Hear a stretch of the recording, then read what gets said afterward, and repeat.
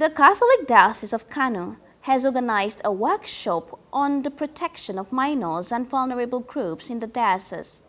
The workshop, which was held in the diocese, was meant for priests, the religious and church workers, in line with the directive of the Holy See for diocese to set up a committee on the protection of minors and the vulnerable.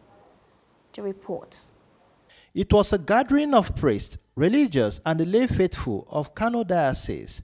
They are here for a 2-day workshop on the protection of minor and vulnerable in the society. The workshop is an answer to a directive by the Holy See that dioceses should constitute a committee that will address the issue of minor and vulnerable in the society. The Catholic Bishop of Kano Diocese, Most Reverend John Niring, explained the essence of the workshop. With this, we'll be able to, not only prevent but also protect and take care of minors and vulnerable adults in our diocese. And this is something that is supposed to be done everywhere in the church today.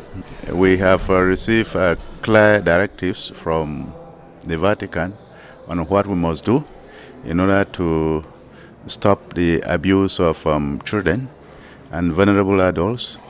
And so we want everybody to be on board.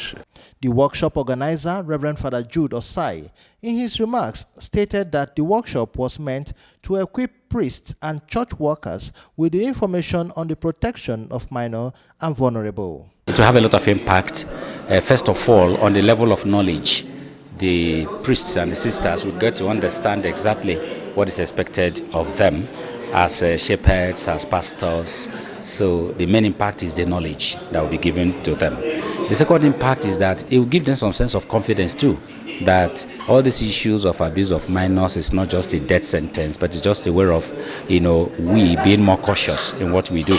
Reverend Father Joseph Bature, Fidelis, who was the facilitator of the 2-day workshop, said the workshop will give the priests and the church workers the opportunity to plan ahead of the society. Church has suffered the scourge of this sexual abuse for quite a while, but you can see that the church has come up with so many measures and planned strategies to not only attend or address the issues, but also even to be ahead of the society.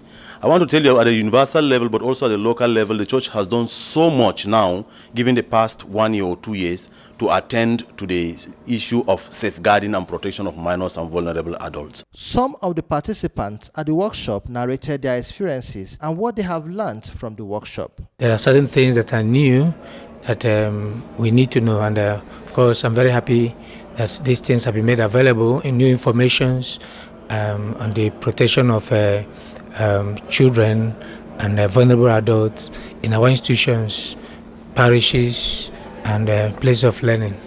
The church has come out in full force to address these things, and you don't take action until you warn people. They say to be forewarned is to be forearmed.